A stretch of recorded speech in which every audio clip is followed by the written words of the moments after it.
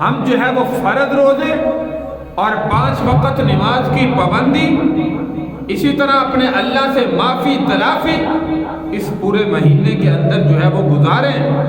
شاید ہمارا کوئی جملہ اللہ کے ہاں قبول ہو جائے، کوئی سجدہ اللہ کے ہاں قبول ہو جائے اور وہی سجدہ ہمارے لیے نجات کا ذریعہ بنے۔ اس لیے اس مہینے کے اندر بہت سے بیچارے مسلمان تو نوجوان ایسے ہیں، خدا کی قسم روزہ رکھنے کی طاقت بھی ہے، سب کچھ ہے، لیکن جان بوجھ کر عمدن رمضان کے روزے چھوڑ دیتے ہیں۔ ایسے مسلمانوں کے لیے فرمایا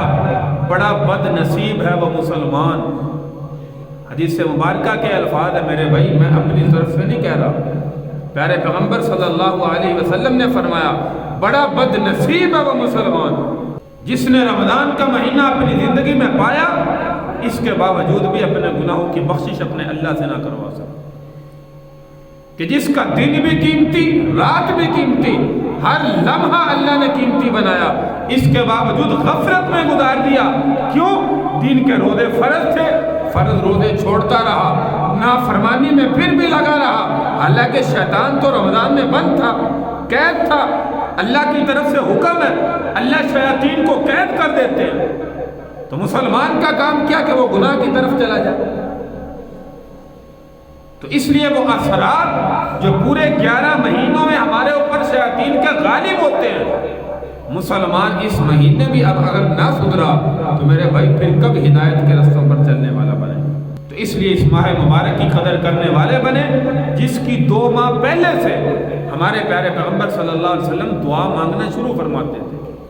اے اللہ ہمارے لیے رجب شعبان میں برکت عطا فرما اور اتنی زندگی مجھے عطا فرما کہ میں رمضان کا مہینہ زندگی میں پا سکوں، رمضان کے مہینے کے انوار و برکات حاصل کر سکوں، جس کا صبح کی وقت بھی قیمتی اور شام کا وقت بھی قیمتی، رات کا وقت بھی قیمتی، ہر لمحہ جس رمضان کی ایک ایک گھڑی کو اللہ نے قیمتی بنایا، اس ہر گھڑی سے نفع حاصل کرنے والے بن سکے، ایسے مسلمان میرے بھائی بننے کی ہمیں ضرورت ہے۔ نہ کہ ایسا مسلمان کہ رمضان کا مہینہ بھی آیا لیکن نوجوان کی طبیعت پر کوئی اثر نہ ہوا، نوجوان اپنی مستی میں مشغول رہا، جس گناہ میں پہلے مشغول تھا رمضان میں بھی مشغول رہا، تو میرے بھائی واقعتاً پھر یہ وہ انسان ہے جس کے بارے میں پیارے پیغمبر صلی اللہ علیہ وسلم نے فرمایا بڑا بد نصیب ہے وہ مسلمان جس نے رمضان کا مہینہ پایا پھر بھی اپنے گناہوں کی بخشش اپنے اللہ سے نہ کروا سکا۔ اور اسی حدیث مبارکہ کی دوسری بد دعائیں، بڑا بد نصیب ہے وہ مسلمان جس نے زندگی میں اب بوڑھے والدین کو پایا، ان کی خدمت کر کے اپنے لیے جنت کو نہ کما سکا۔ والدین کی خدمت پر اتنا بڑا اجر و ثواب ہے، والدین ناراض تو سمجھو کہ اللہ بھی ناراض ہے۔ جس نے تمہیں جو ہے وہ زندگی کے اندر پالا، چلنا سکھایا، کھانا پینا سکھایا، اسی طرح جو ہے وہ تمہاری تربیت کی، وَاخْفِضْ لَهُمَا جَنَاحَ الذُّلِّ مِنَ الرَّحْمَةِ وَقُلْ رَبِّ ارْحَمْهُمَا كَمَا رَبَّيَانِي صَغِيرًا۔ اللہ کا قرآن تو کہتا ہے تم ایسے اپنے والدین کا خیال کرو جیسے بچپن کے اندر تم نہ کھا سکتے تھے، نہ پی سکتے تھے، نہ چل سکتے تھے، تمہارے لیے اپنا سونا کھانا پینا سب کچھ ختم کیا اور تمہاری جو ہے وہ فرمایا کہ آسائش کے لیے ساری قربانیاں تم پر قربان کر دی۔ جیسے تمہاری تربیت کی، تمہاری پرورش کی، تمہیں بھی چاہیے کہ جب والدین بوڑھے ہو جائیں، ان کا سہارا بننے کا وقت آئے، تم بھی ان کا صحیح طریقے سے جو ہے وہ سہارا بنو۔ یہ نہ ہو کہ اس عمر میں ان کو چھوڑ دو کہ مجھ سے تمہاری خدمت نہیں ہوتی، میں کیسے خدمت کروں۔ اس لیے جیسے ہماری تربیت والدین بچپن میں کرتے ہیں، پرورش کرتے ہیں، ہمیں کچھ ہو جائے اپنا سکھ چین سب کچھ ختم کر دیتے ہیں، ہمیں بھی چاہیے کہ جب ہمارے بوڑھے والدین زندگی میں ہمارے پاس ہوں، ان کی خدمت کر کے اللہ کی ذات کو راضی کرنے والے بنیں۔ یہی جنت میں جانے کا ذریعہ ہے۔ اسی طرح اللہ کے نبی صلی اللہ علیہ وسلم نے فرمایا کہ ماں کے قدموں کے نیچے جو جنت رکھی ہے نا، وہ جنت جو ہے وہ اصل میں یہی ہے، ان کی خدمت کر کے جنت کو حاصل کرنے والے بنو۔ خدمت نہیں کرو گے تو یاد رکھو کہ پھر جنت کے وارث نہیں ہو۔ باپ کو جنت کا دروازہ تعمیر فرمایا حدیث مبارکہ میں، تو جنت کا دروازہ،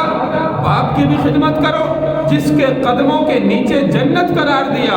اپنی والدہ کی بھی خدمت کرو، یہ دونوں جو ہے وہ جنت میں جانے کا ذریعہ ہیں۔ اسی لیے یہ بد دعا اللہ تبارک و تعالیٰ نے عرش سے بھیجی، جبریل امین مقرب فرشتہ زمین پر لے کر آیا اور اللہ کے نبی صلی اللہ علیہ وسلم کو فرمایا یا رسول اللہ، اللہ نے یہ بد دعا بھیجی ہے، سب سے پہلی بد نصیب ہے وہ مسلمان جس نے زندگی میں رمضان کا مہینہ پایا اپنے گناہوں کی بخشش نہ کروا سکا۔ تو ہمارے پیارے پیغمبر صلی اللہ علیہ وسلم نے اس بد دعا پر فرمایا آمین۔ کوئی عام امتی آمین کہنے والا نہیں ہے۔ اس بد دعا کی قبولیت میں اور انسان کی بربادی میں دیکھیے کوئی شک نہیں ہے کہ اللہ بھیجنے والے ہو، لانے والا مقرب فرشتہ ہو اور اس پر آمین کہنے والے کائنات کے سردار ہو،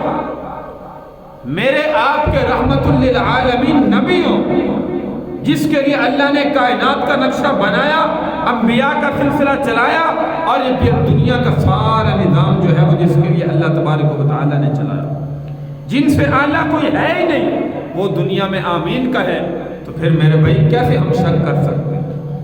بد نصیب ہے وہ مسلمان جس نے زندگی میں رمضان کا مہینہ پایا اپنے گناہوں کی بخشش نہ کروا سکا۔ بد نصیب ہے وہ مسلمان بوڑھے والدین کو پایا، ان کی خدمت کر کے جنت کو حاصل نہ کر سکا۔ اور تیسری بد دعا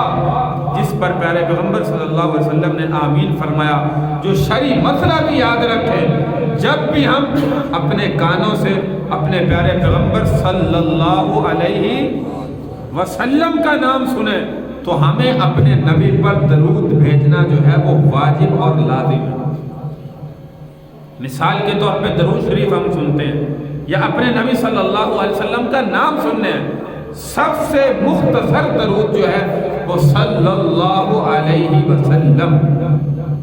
یہ کم از کم کہنا اپنی زبان سے پڑھنا جو ہے وہ لازم اور واجب ہے۔ ہاں اگر اس حالت میں ہے، حالت جنابت ہے، مسلمان کو شرعی مسئلہ پورا یاد رکھیں، اس وقت جو ہے وہ اپنی زبان سے نہیں کہنا چاہیے، غسل کریں پاک ہو، اس کے بعد جو ہے وہ اس کا درود پاک جو ہے وہ پڑھے۔